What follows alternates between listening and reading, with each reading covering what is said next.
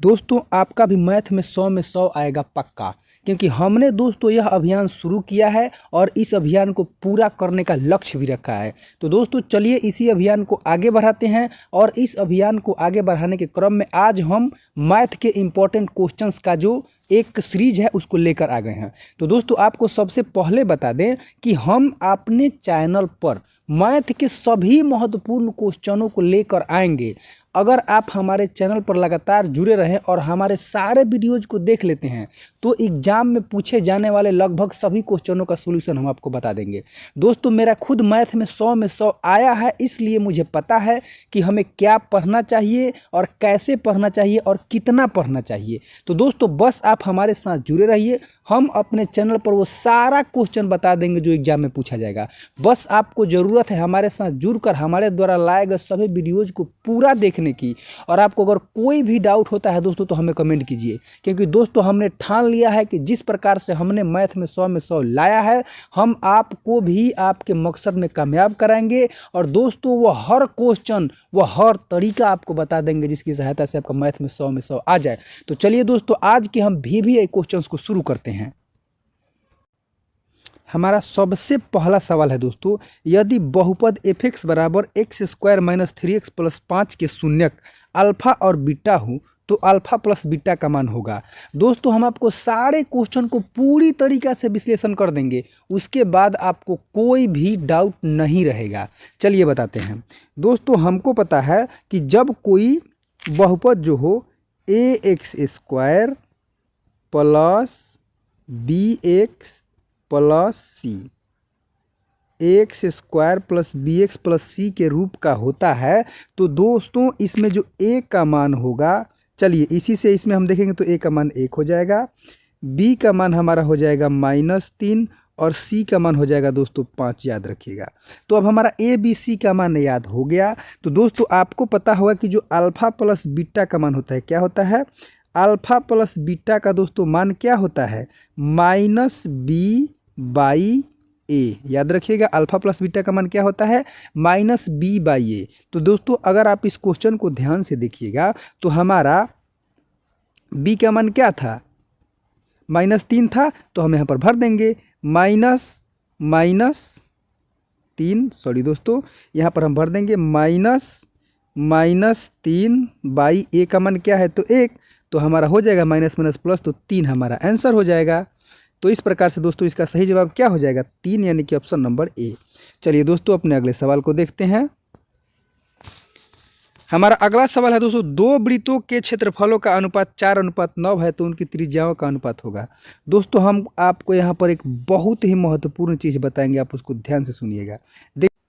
आप इसको हमेशा के लिए याद कर लीजिएगा कि अगर आपको कभी भी जो वृत्त है या त्रिभुज है या वर्ग है किसी के भी क्षेत्रफल का अनुपात दिया रहे, और अगर वृत्त है और उसके क्षेत्रफल का अनुपात दिया हो और उसके त्रिज्या का अनुपात पूछे, दोस्तों फिर से सुनिए, अगर कोई वृत्त हो और उसके क्षेत्रफल का अनुपात पूछे, या अगर कोई त्रिभुज हो उसका क्षेत्रफल दिया हो और उसकी भुजा का अनुपात पूछे, या अगर कोई वर्ग हो उसका क्षेत्रफल दिया हो और उसकी भुजा का अनुपात पूछे, ठीक उसी प्रकार से दोस्तों जब कोई वृत्त का क्षेत्रफल दिया हो और उसकी त्रिज्या का अनुपात पूछे तो जो भी क्षेत्रफल का अनुपात दिया होता है हम उसका बस वर्गमूल निकाल देते हैं, याद रखिएगा।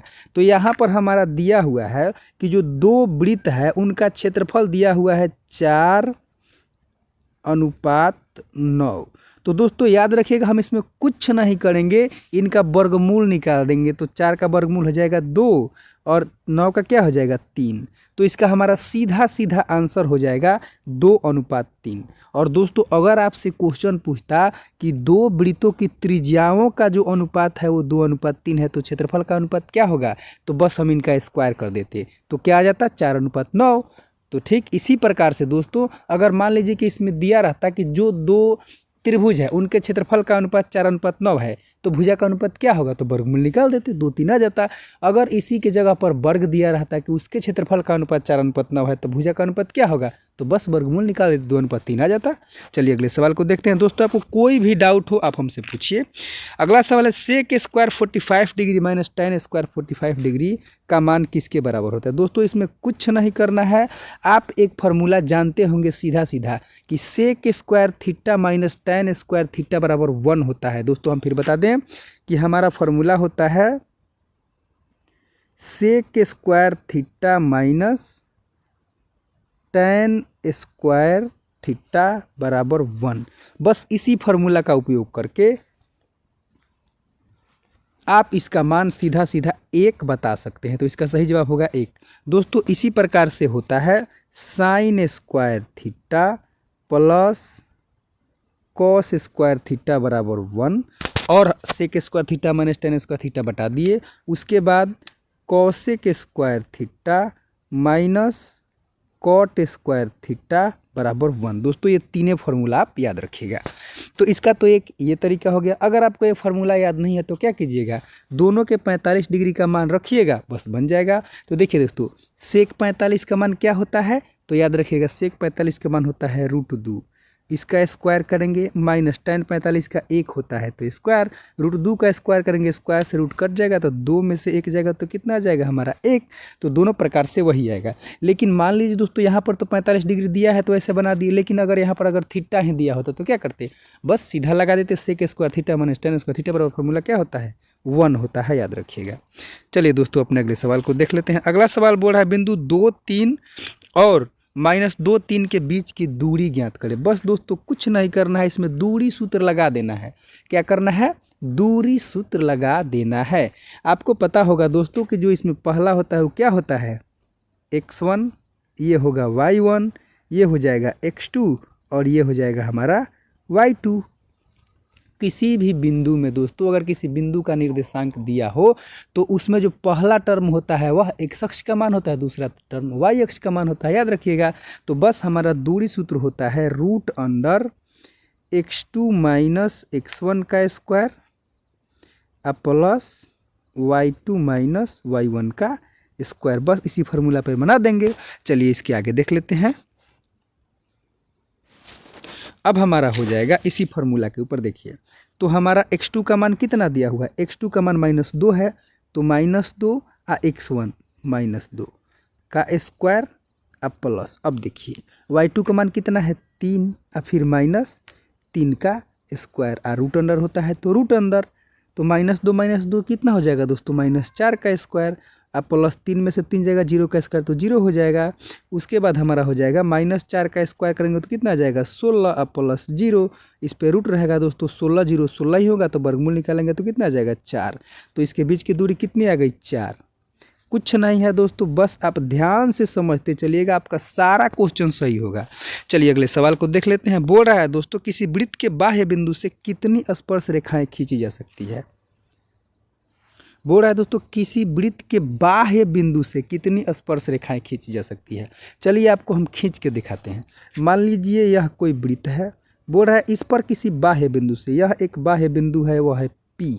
देखिए दोस्तों तुम आप एक बात हमेशा याद रखिएगा कि किसी भी वृत्त पर एक बाह्य बिंदु से केवल और केवल 2 स्पर्श रेखाएं खींची जा सकती है, याद रखिएगा। पहली स्पर्श रेखा हमारी ये हो जाएगी और दूसरी स्पर्श रेखा ये हो जाएगी। उसके बाद दोस्तों इस बिंदु से इस पर कोई भी स्पर्श रेखा नहीं खींची जा सकती है, याद रखिएगा। यानी कि एक बाह्य बिंदु से किसी वृत्त पर केवल और केवल 2 स्पर्श रेखाएं खींची जा सकती है। तो इसका हमारा सही जवाब क्या हो जाएगा 2, यानी कि ऑप्शन नंबर बी। दोस्तों अगर यही क्वेश्चन रहता कि किसी बाह्य बिंदु से एक वृत्त पर कितनी जो है छेदक रेखाएं खींची जा सकती है, यानी कि प्रतिच्छेदी रेखाएं, तो दोस्तों वो हो जाता अनगिनत। देखिए कैसे, इस बिंदु से हम जितना चाहें उतना इसमें प्रतिच्छेदी रेखाएं खींच सकते हैं, याद रखिएगा।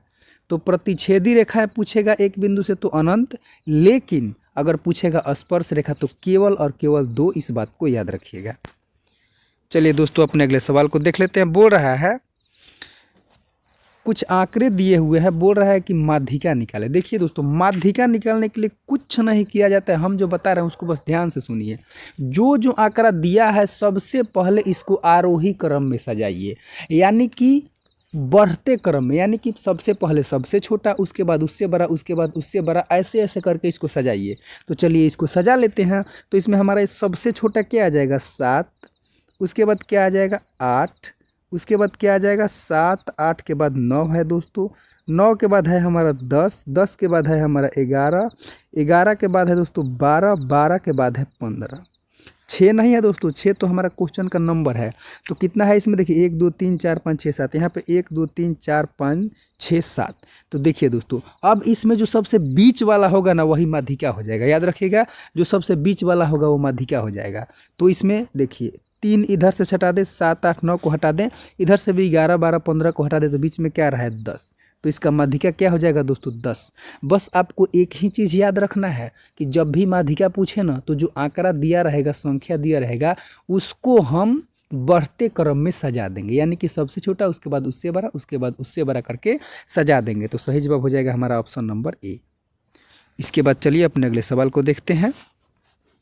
बोल रहा है साइन 18/cos 72 का मान होगा। देखिए दोस्तों, इस क्वेश्चन को हम आपको कितनी बार समझाए हैं अपने क्लास में दोस्तों, जब हम आपको पढ़ा रहे थे कि देखिए एक फार्मूला होता है, आप याद कर लीजिएगा, साइन 90 - थीटा बराबर होता है दोस्तों कॉस थीटा। याद रखिएगा फार्मूला को दोस्तों हमने अपने चैनल पर जो मैट्रिक का टोटल फार्मूला है उसका एक वीडियो अपलोड कर दिया है, तो आप उसको देखिए और उसको लिख कर दोस्तों आप जहां पढ़ते हैं वहां पर चिपका लीजिए, ताकि आप जब भी उठिए, जब भी पढ़ने जाइए तो आपके नज़र के सामने रहे और हमेशा के लिए याद हो जाए। तो बस याद रखिएगा साइन 90 - थीटा बराबर कॉस थीटा होता है, और इसी प्रकार से दोस्तों होता है कॉस 90 - थीटा बराबर साइन थीटा। बस इसी बात को आप याद रखिएगा। और दोस्तों ऐसे ही होता है tan 90 - थीटा बराबर कॉट थीटा, और कॉट 90 - थीटा बराबर tan थीटा। और इसी प्रकार से होता है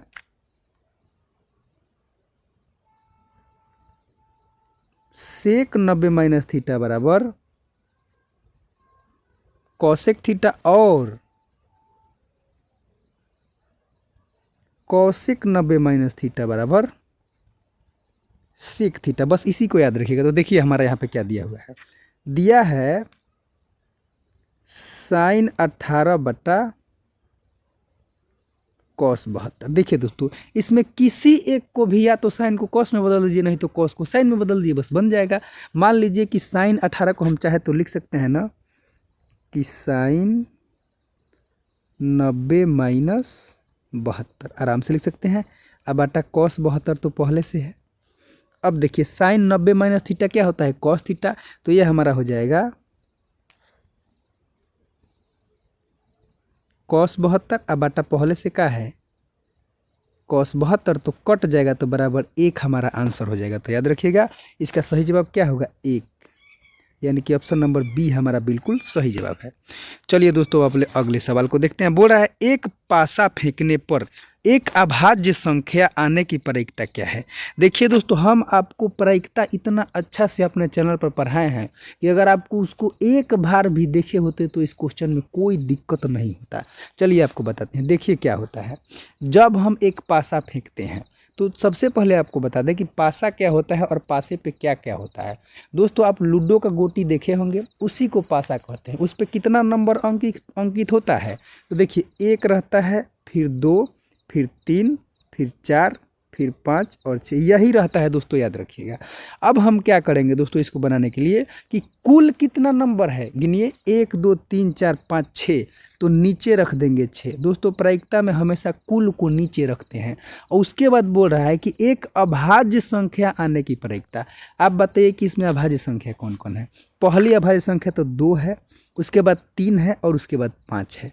तो दोस्तों देखिए अभाज्य संख्या कुल कितने हैं, तो अभाज्य संख्या कुल 3 है, तो ऊपर हम रख देंगे 3, यानी कि हमारा आंसर क्या आएगा 3/6। इसको काटेंगे तो क्या आ जाएगा 1/6। दो। तो इसका सही जवाब हो जाएगा ऑप्शन नंबर ए। कोई भी डाउट हो दोस्तों तो आप कमेंट जरूर कीजिए। चलिए इसी प्रकार से अब हम अपने अगले सवाल को देख लेते हैं। अगला सवाल है हमारा, समांतर श्रेणी का सार्व अंतर क्या है। देखिए दोस्तों, समांतर श्रेणी दिया हुआ है, अब इसका सार्व अंतर पूछ रहा है यानी कि डी। दोस्तों हम उसको कैसे निकालते हैं, दूसरा पद माइनस पहला पद। आपको पता होगा कि डी का फॉर्मूला होता है A2 माइनस A1। देखिए इसमें A2 क्या है 8 है, A1 क्या है 5 है, तो बराबर कितना आ जाएगा 3। तो सही जवाब हो जाएगा हमारा ऑप्शन नंबर ए। इसी को याद रखना है। चलिए अब अपने अगले सवाल को देखते हैं। बोल रहा है यदि किसी वृत्त की त्रिज्या, दोस्तों ध्यान से देखिएगा, यदि किसी वृत्त की त्रिज्या दुगनी कर दी जाए तो पुराने और नए वृत्तों के क्षेत्रफल का अनुपात होगा। देखिए दोस्तों बिल्कुल आसान क्वेश्चन है, हमें कुछ नहीं करना है। देखिए मान लीजिए कि जो पुराना वृत्त था उसका क्षेत्रफल क्या होगा, पाई आर स्क्वायर होगा। ठीक है भाई, पाई आर स्क्वायर है तो है। अब जो नया वृत्त है उसमें बोल रहा है कि उसकी जो त्रिज्या है उसको दुगनी कर दिया। ठीक है, तो हम इसको दुगनी कर देंगे। देखिए पुराने वृत्त का क्षेत्रफल हमारा पाई आर स्क्वायर है, नया वृत्त में देखिए पाई आर का मान दोस्तों दोगुना कर दिया है, तो क्या करेंगे 2r का स्क्वायर करेंगे। देखिए तो 2r का स्क्वायर कर दिए तो ये हमारा हो जाएगा पाई 4r स्क्वायर। 4 को बाहर कर देंगे दोस्तों तो ये हो जाएगा 4 पाई आर स्क्वायर। अब बोल रहा है कि नए और पुराने वृत्त के क्षेत्रफल का अंतर। दोस्तों याद रखिएगा, पुराने और नए वृत्त के क्षेत्रफल का अंतर। तो पुराना क्षेत्रफल कितना है पाई आर स्क्वायर, नया वाला कितना है 4 pi R square. Pi R square से पाई आर स्क्वायर कट जाएगा, बराबर हमारा ऊपर कितना है 1 अनुपात 4। यही आंसर हो जाएगा, याद रखिएगा। कुछ भी मुश्किल नहीं है दोस्तों, मैथ बिल्कुल आसान है, बस आप हमारे साथ जुड़े रहिए। सही जवाब हो जाएगा हमारा ऑप्शन नंबर ए, 1 अनुपात 4। अगला सवाल है हमारा, पाई कौन सी संख्या है। दोस्तों देखिए पाई जो है वह एक अपरिमेय संख्या है। आप इसको दिमाग में बैठा लीजिए। आपसे कभी भी क्वेश्चन पूछे कि पाई कौन सी संख्या है, तो पाई एक अपरिमेय संख्या है, याद रखिएगा दोस्तों। लेकिन अगर आपसे पूछे 22/7 कौन सी संख्या है, तो यह एक परिमेय संख्या है। दोस्तों इस बात को आप हम फिर से बोल रहे हैं कि दिमाग में बैठा लीजिए। जब आपसे पूछेगा कि 22/7 कौन सी संख्या है, तो यह एक परिमेय संख्या है। लेकिन पाई कौन सी संख्या है, तो दोस्तों पाई एक अपरिमेय संख्या है। आप इस बात को दिमाग में बैठा लीजिए। चलिए अब अपने अगले सवाल को देखते हैं। अगला सवाल है दोस्तों, रैखिक समीकरण का घात कितना होता है। देखिए दोस्तों रैखिक समीकरण उस समीकरण को कहते हैं जिसका घात 1 होता है, याद रखिएगा। सही जवाब होगा ऑप्शन नंबर सी। जैसे देखिए अगर हम लिख दें x + y + 2 = 0, तो दोस्तों इसमें जो यह समीकरण है इसमें देखिए जो चर है उसका घात कितना है, यानी कि x पर 1 है, y पर 1 है, तो निश्चित रूप से यह क्या है, एक रैखिक समीकरण है। तो दोस्तों याद रखिएगा, जब भी जिस समीकरण में जो उसमें चर है उसका जो मैक्सिमम घात 1 हो, 1 से बड़ा नहीं होना चाहिए, तो उसी को हम रैखिक समीकरण कहेंगे, याद रखिएगा इस बात को। और जैसे ही जब उसका घात 2 हो जाएगा तो उसको क्या कहेंगे हम, द्विघात समीकरण। 3 हो जाएगा तो त्रिघात समीकरण। लेकिन जब घात 1 रहेगा तो उसको हम एक घात नहीं कहेंगे, उसको कहेंगे रैखिक समीकरण। चलिए अब अपने अगले सवाल को देखते हैं। अगला सवाल है, द्विघात समीकरण ax² + bx + c के मूल वास्तविक और समान होंगे यदि। देखिए दोस्तों आपको मूलों का जितना भी नियम होता है सब अभी समझा दे रहे हैं। देखिए क्या होता है, सबसे पहले ax² + bx + c में देखिए जब क्या होगा दोस्तों कि d का मान, याद रखिएगा, जब d का मान, दोस्तों इसको विवेचक या विविक्तर कहा जाता है, याद रखिएगा। आपके एग्जाम में विविक्तर या विवेचक लिख कर दे सकता है, तो याद रखिएगा डी दे सकता है, विवेचक या विविक्तर दे सकता है। तो दोस्तों डी का एक फॉर्मूला होता है d = b² - 4ac, याद रखिएगा। तो दोस्तों जब भी जो d का मान होगा ना, जो d का मान होगा वो हमारा अगर 0 के बराबर है, यानी कि 0 के बराबर यानी कि 0 हो, जब d का मान दोस्तों 0 होता है ना, तो जो इसके मूल होंगे वो हमेशा बराबर होंगे और वास्तविक होंगे। याद रखिएगा, जब d का मान 0 होता है तो जो मूल होता है वो वास्तविक होता है और समान यानी कि बराबर होता है। तो दोस्तों इसमें यही पूछ रहा है कि कब जो है मूल वास्तविक और समान होंगे, जब d यानी कि बी स्क्वायर माइनस 4ac का जो मान होगा दोस्तों वह 0 के बराबर होगा ना, तो जो मूल होगा वो वास्तविक और समान होगा। लेकिन जैसे ही d का मान 0 से बड़ा हुआ तो जो मूल होगा असमान हो जाएगा, वास्तविक तो होगा लेकिन असमान हो जाएगा। और जैसे जब d का मान 0 से बड़ा होगा दोस्तों तो जो मूल होगा असमान और वास्तविक हो जाएगा। लेकिन जब d का मान दोस्तों 0 से छोटा हो जाएगा ना तो मूल काल्पनिक हो जाएगा, यानी कि वो वास्तविक रहेगा ही नहीं, यानी कि वो काल्पनिक हो जाएगा, यानी कि अवास्तविक हो जाएगा। तो बस बात खत्म, इसी को तो याद रखना है। चलिए अब अगले सवाल को देख लेते हैं। बोल रहा है यदि सभी समबाहु त्रिभुज, देखिए दोस्तों जितने भी समबाहु त्रिभुज होते हैं आप याद रखिएगा वो हमेशा समरूप होते हैं। याद रखिए क्या होते हैं, समरूप होते हैं। देखिए कैसे, मान लीजिए ये समबाहु त्रिभुज है तो दूसरा अगर हम समबाहु त्रिभुज बनाएंगे तो क्या करेंगे, इसे छोटा कर देंगे। यही तो कर सकते हैं, और कुछ तो कर नहीं सकते हैं समबाहु त्रिभुज में। तो दोस्तों याद रखिएगा कि जितने भी समबाहु त्रिभुज हैं वो एक दूसरे के समरूप होते हैं, सर्वांगसम नहीं होते। देखिए दोस्तों सर्वांगसम समरूप में अंतर है। सर्वांगसम का मतलब है दोस्तों कि उसमें जो जितनी भुजाएं हैं उनकी लंबाई भी समान होनी चाहिए और कोण भी बराबर होनी चाहिए। लेकिन दोस्तों समरूप में क्या है कि तीनों कोण बराबर तो समरूप हो गया। वैसे भी आपको समरूप होने के लिए और सर्वांगसम होने के लिए जो शर्त है हमने अपने चैनल पर पढ़ा रखा है, आप उसको जाकर देखिए। तो हम एक बात आपको अच्छी तरीके से समझाए थे कि जितना भी दोस्तों वृत्त होता है वो हमेशा एक दूसरे के समरूप होता है। याद रखिएगा, खूब से खूब क्या होगा, छोटा या थोड़ा बड़ा हो जाएगा। लेकिन अब वृत्त को हम टेढ़ा टेढ़ी तो नहीं कर सकते। वैसे ही दोस्तों जो समबाहु त्रिभुज होते हैं ना वो हमेशा एक दूसरे के समरूप होते हैं, यानी कि रूप समान होता है, यानी कि तीनों का कोण हमेशा बराबर रहेगा तभी समबाहु होगा। भले भुजा ना बराबर रहे तो हो सकता है कुछ छोटा या बड़ा हो जाए, लेकिन समरूप हमेशा होगा। याद रखिएगा। अगला सवाल है दोस्तों, बिंदु -4 3 किस चतुर्थांश में स्थित है। देखिए दोस्तों हमने आपको चतुर्थांश के बारे में पढ़ा रखा है, फिर से बताते हैं। मान लीजिए ये x अक्ष है, x dash x y dash, ये मूल बिंदु O है। देखिए दोस्तों क्या होता है, पहले चतुर्थांश में जो x और y दोनों का मान क्या होता है ना कि प्लस प्लस होता है। दूसरे चतुर्थांश में दोस्तों माइनस और प्लस होता है। तीसरे चतुर्थांश में दोनों माइनस होता है, यानी कि माइनस और माइनस। और चौथे चतुर्थांश में दोस्तों प्लस माइनस होता है। क्या होता है, प्लस और माइनस, यानी कि x प्लस होता है और y माइनस होता है। तो देखिए दोस्तों हमारा जो दिया हुआ है इसमें एक माइनस है और फिर प्लस है, यानी कि x माइनस और y का मान प्लस में दिया हुआ है। यानी कि दोस्तों माइनस प्लस किस में था, तो दूसरा चतुर्थांश में था। याद रखिएगा। तो इसका सही जवाब क्या हो जाएगा, द्वितीय चतुर्थांश, यानी कि ऑप्शन नंबर बी। हमारा अगला सवाल है, tan 35 डिग्री किसके बराबर है। देखिए दोस्तों tan 35 डिग्री देखकर घबराइए मत, पहले ऑप्शन देखिए। चलिए देखते हैं। हम आपको बताए हैं कि tan 90 माइनस थीटा का मान क्या होता है दोस्तों, कॉट थीटा। आपको समझा है ना अभी। चलिए इसी पर बनाते हैं इसको। अगर हम दोस्तों tan 35 यहाँ पर दिया हुआ है, इसको चाहे तो क्या लिख सकते हैं, tan 90 माइनस tan 90 माइनस 55, इसको लिख सकते हैं कि नहीं, आप ही बताइए। तो दोस्तों tan 90 माइनस 55 कितना हो जाएगा, cot 55। तो इसका सही जवाब क्या हो जाएगा, ऑप्शन नंबर सी।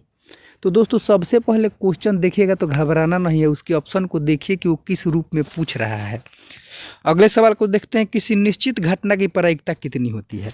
दोस्तों हम आपको बता दें कि हमेशा याद रखिएगा निश्चित घटना की प्रायिकता 1 होती है। याद रखिएगा दोस्तों, निश्चित घटना की प्रायिकता 1 होती है, यानी कि वह घटना जो निश्चित रूप से घट ही जाएगी तो उसकी प्रायिकता हमेशा 1 होती है। और एक और बात, अनिश्चित घटना की प्रायिकता 0 होती है दोस्तों, याद रखिएगा। यानी कि वह घटना जो कभी भी नहीं घट सकती है उसकी जो प्रायिकता होगी ना वह 0 होगी। जैसे कि मान लीजिए कि अगर हम आपसे कोई सवाल पूछ दे दोस्तों कि पृथ्वी पर कितने सूर्य हैं, तो पृथ्वी पर दोस्तों सूर्य है, एक भी नहीं है। तो इसका प्रायिकता क्या होगा दोस्तों? 0 होगा, क्योंकि ये अनिश्चित घटना है, ये कभी हो ही नहीं सकता है। इसके बाद अगर हम आपसे पूछे दोस्तों कि क्या पृथ्वी पर एशिया महादेश है, तो निश्चित रूप से एशिया महादेश पृथ्वी पर ही है। तो इसकी प्रायिकता क्या होगी दोस्तों? तो इसी की प्रायिकता जो होगी वो हमेशा क्या होगी? 1 होगी, क्योंकि ये तो निश्चित है कि जो एशिया महादेश है वो पृथ्वी पर ही है। चलिए, तो अब हम आपको बता दें, एक और बात बताएंगे दोस्तों, याद रखिए कि प्रायिकता का मान जो होता है ना, हमेशा 0 से लेकर 1 तक रहता है, यानी कि कम से कम 0 और ज़्यादा से ज़्यादा 1, इससे अलग प्रायिकता का मान नहीं हो सकता है। याद रखिएगा, ये क्वेश्चन भी आपसे बार बार पूछता है कि प्रायिकता का मान कम से कम कितना हो सकता है, तो 0, अधिक से अधिक कितना, तो 1, और नहीं तो 1 और 0 के बीच रहेगा।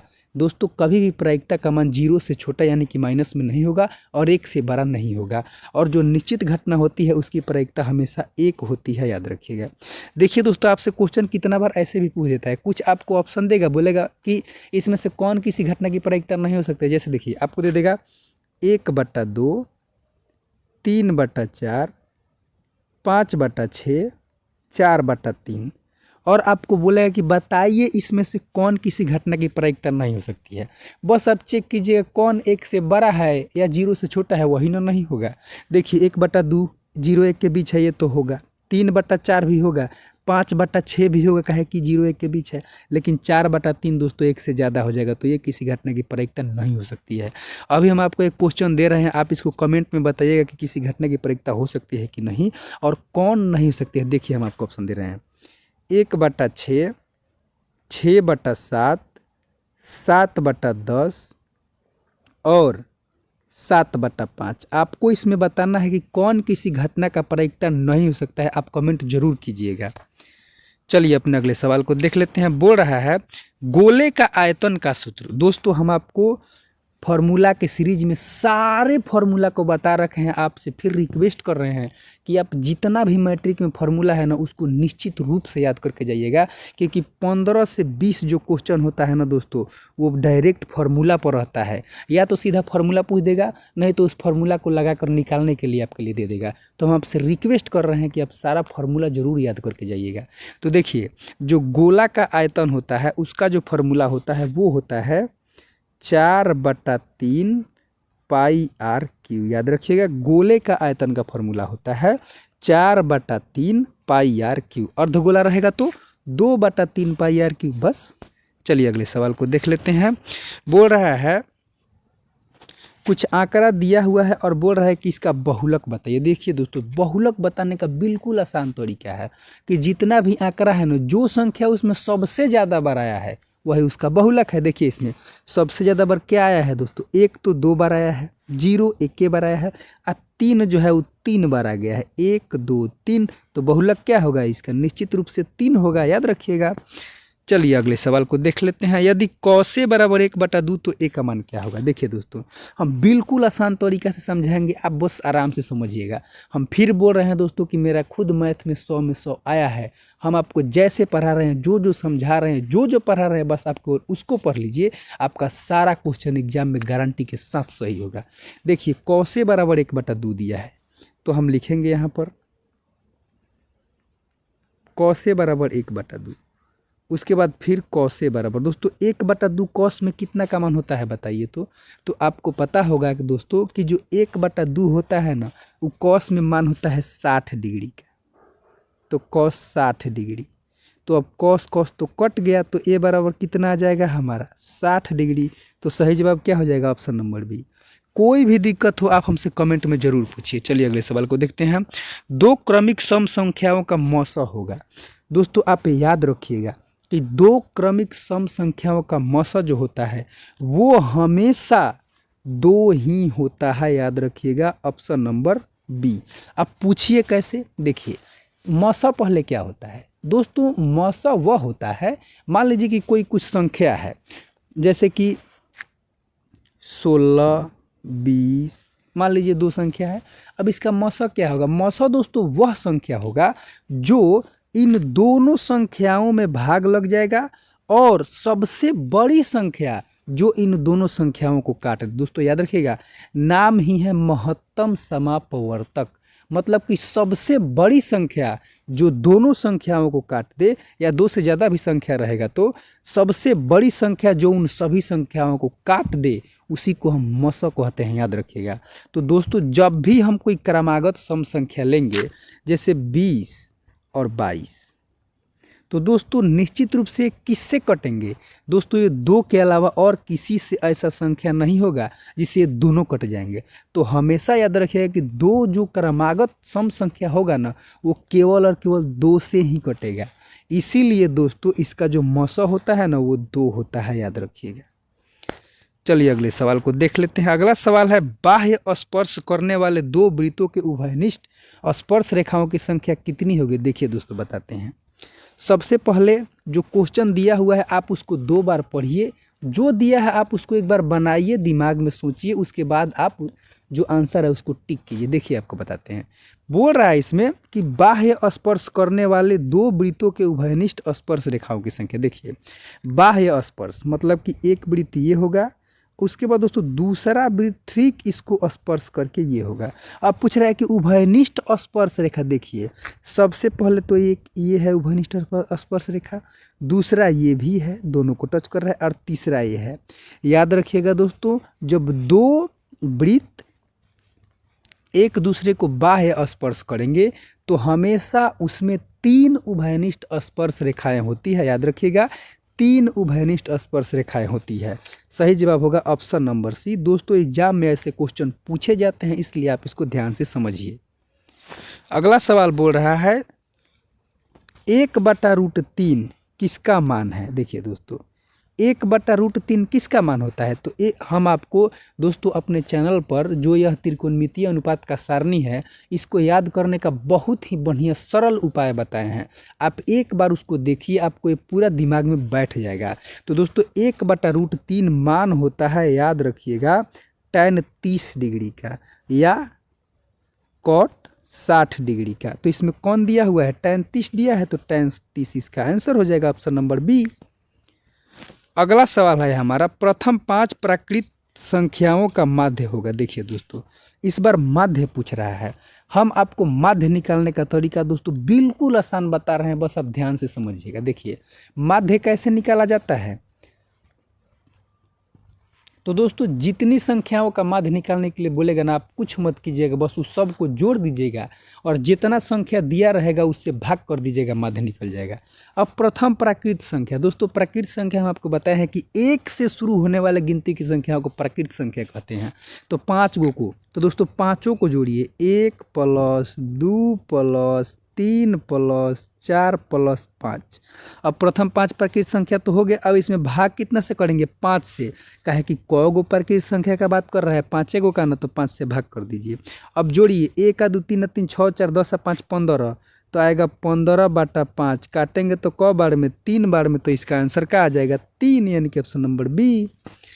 अगला सवाल है दोस्तों, अर्धवृत्त का कोण होता है। तो आप याद रखिएगा दोस्तों, यह एक थ्योरम है, थ्योरम कि अर्धवृत्त का कोण हमेशा समकोण होता है। आप इसको रट जाइए, अर्धवृत्त का कोण समकोण होता है, यानी कि जो अर्धवृत्त का कोण होता है दोस्तों वो 90 डिग्री होता है। चलिए आपको बना के दिखाते हैं।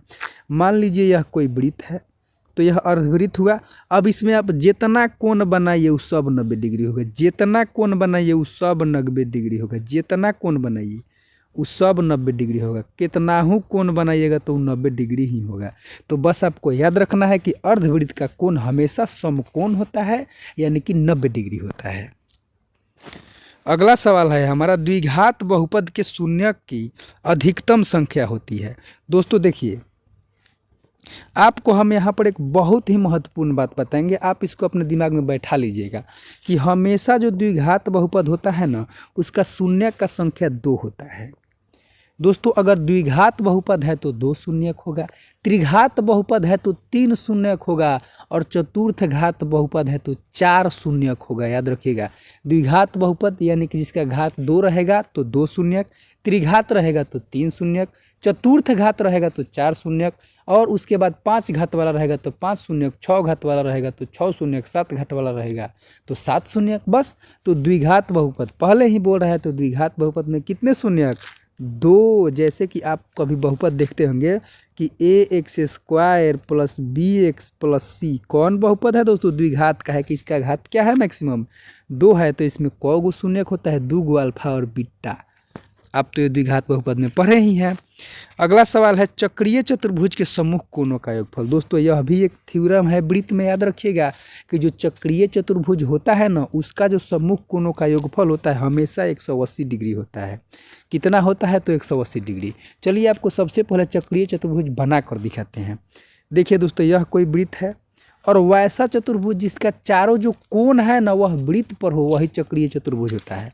देखिए चक्रीय चतुर्भुज क्या होगा, यहाँ से शुरू किए, यहाँ यहाँ यहाँ, इसका देखिए दोस्तों चारों कोण वृत्त पर है कि नहीं? तो बस वैसा चतुर्भुज जो वृत्त पर स्थित हो, या वैसा चतुर्भुज जिसका चारों कोण वृत्त पर स्थित हो, उसको क्या कहेंगे हम? चक्रीय चतुर्भुज। इसका अब सम्मुख कोण, यानी कि जब इस कोण को और इस कोण को जोड़ेंगे तो 180 डिग्री आएगा, इस कोण को और इस कोण को जोड़ेंगे तो कितना आएगा? 180 डिग्री आएगा। तो याद रखिएगा चक्रीय चतुर्भुज के सम्मुख कोणों का योगफल हमेशा 180 डिग्री होता है। चलिए अब अगले सवाल को देख लेते हैं। यदि वृत्त की परिधि और क्षेत्रफल संख्यात्मक रूप से बराबर हो तो वृत्त की त्रिज्या होगी। दोस्तों आप बस क्वेश्चन को पढ़िए, बिल्कुल आसान क्वेश्चन पूछा जाता है, और अगर आपको आसान न लगे तो हमारा वीडियो देखिए, आपको सारा क्वेश्चन आसान लगने लगेगा, क्योंकि हम बिल्कुल आसान तरीके से आपको बताएंगे। दोस्तों देखिए, बोल रहा है वृत्त की परिधि और क्षेत्रफल संख्यात्मक रूप से बराबर हो तो त्रिज्या। चलिए देखते हैं। सबसे पहले वृत्त की परिधि क्या होती है दोस्तों? तो याद रखिएगा 2πr, और क्षेत्रफल क्या होता है? πr²। बोल रहा है बराबर हो, तो पाई से पाई काट देंगे और एगो स्क्वायरवा से ना इसका आर कट जाएगा, तो आर बराबर कितना आ गया हमारा? 2 इकाई। तो सही जवाब क्या हो जाएगा? 2 इकाई। दोस्तों क्वेश्चन जो भी पूछे आप उसको 2 बार पढ़िए, दिमाग में उसको सोचिए, पक्का बनेगा। चलिए अगले सवाल को देख लेते हैं। अगला सवाल हमारा बोल रहा है मूल बिंदु से इतना की दूरी। देखिए दोस्तों फिर से दूरी सूत्र वाला क्वेश्चन है। दूरी सूत्र क्या होता है आप ही बताइए? दूरी सूत्र होता है हमारा √x2 - x1 का whole square plus y2 - y1 का होल स्क्वायर। बोल रहा है दोस्तों इसमें मूल बिंदु से इसकी दूरी। चलिए बनाते हैं। सबसे पहले हमारा मूल बिंदु है, तो मूल बिंदु का नियामक क्या होता है दोस्तों? 0 0। इस बात को याद रखिएगा, निर्देशांक ज्यामिति में हम आपको बताया है कि मूल बिंदु का नियामक 0 0 होता है। अब देखिए एक बिंदु तो ये हो गया, और दूसरा क्या है? x है और y है। अब देखिए बोला दोनों के बीच की दूरी, तो फार्मूला क्या होता है? √x2 - x1 का whole square plus y2 - y1 का होल स्क्वायर। तो x2 कितना है? x -0 का whole square plus y2 y -0 का होल स्क्वायर। अब देखिए x में से 0 जाएगा तो x² ना होगा, y में से 0 जाएगा तो y², रूट है तो रूट, तो आंसर क्या आ जाएगा? √x² plus y²। कहाँ है दोस्तों? तो वो है ऑप्शन नंबर बी। याद रखिएगा क्वेश्चन को बस दोस्तों आप आराम से पढ़िए और समझिए, बिल्कुल आसान है। अगला सवाल है निम्न में से कौन परिमेय संख्या है? चलिए दोस्तों देख लेते हैं। √3 जिंदगी में कभी परिमेय संख्या होगा? आप तो सिद्ध भी करते होंगे कि सिद्ध कीजिए √3 एक परिमेय संख्या है, तो दोस्तों यह तो नहीं होगा। √5 भी नहीं है दोस्तों, √7 भी नहीं है। अब इसको देखिए, ये हमारा दिया हुआ है 2√2/√2। अब देखिए आपके वो √2 मत देखिए, एगो नीचवो √2 है, तो √2 से √2 कट जाएगा, बराबर 2 आ जाएगा। अब दोस्तों 2 हमारा क्या है? परिमेय संख्या है, निश्चित रूप से सही जवाब हो जाएगा ऑप्शन नंबर सी। अगला सवाल है दोस्तों यूक्लिड विभाजन एल्गोरिथम 2 धनात्मक पूर्णांकों के निम्न में से किसे परिकलित करने की तकनीक है? देखिए दोस्तों आपको बता दें कि यूक्लिड विभाजन एल्गोरिथम से 2 धनात्मक पूर्णांकों के मौसा निकाला जाता है। याद रखिएगा दोस्तों हमेशा मौसा निकाला जाता है, यानी कि महत्तम समापवर्तक ही निकाला जाता है। चलिए बताते हैं कैसे। यूक्लिड विभाजन एल्गोरिथम क्या है दोस्तों? a बराबर BQ प्लस R, यानी किसी को कह सकते हैं भाज्य बराबर भाजक गुना भागफल प्लस शेषफल। तो दोस्तों आपको पता होगा कि जब भी किसी दो संख्याओं का मौसा निकाला जाता है तो उसमें क्या करते हैं कि छोटी संख्या से बड़ी संख्या में भाग देते हैं, और जब तक वह कट नहीं जाता है तब तक उसके शेषफल से दोस्तों उसमें हम भाग देते जाते हैं। तो फिर क्या होता है, कभी ना कभी वह कट जाता है। तो दोस्तों जो बी का मान होता है क्या होता है, भाजक होता है। तो जिससे कटता है ना वही बी का मान होता है, और वही हमारा क्या होता है, मौसा होता है। तो याद रखिएगा कि यूक्लिड विभाजन एल्गोरिथम में जो ये बी है ना, ये भाजक को दर्शाता है और भाजक ही हमारा मौसा होता है। तो जब भी हम आपको इस प्रकार का जब सवाल बताए थे इस पे दोस्तों, हम फिर से बता रहे हैं कि आप हमारे चैनल पर का सभी वीडियो देखिए, क्योंकि उसमें हम आपको इस पर क्वेश्चन बताए हैं। तो जो बी का मान होता है उससे क्या पता चलता है, भाजक का, और भाजक ही न मौसा होता है। तो याद रखिएगा कि यूक्लिड विभाजन एल्गोरिथम से दो धनात्मक पूर्णांकों का मौसा निकाला जाता है, मौसा, यानी कि ऑप्शन नंबर बी हमारा बिल्कुल सही है। अगला सवाल है, बोल रहा है y अक्ष पर स्थित किसी बिंदु का x निर्देशांक यानी कि भुज होगा। देखिए दोस्तों, सबसे पहले आपको बता दें कि जो y का मान होता है उसको कोटि कहते हैं और जो x का मान होता है उसको भुज कहते हैं।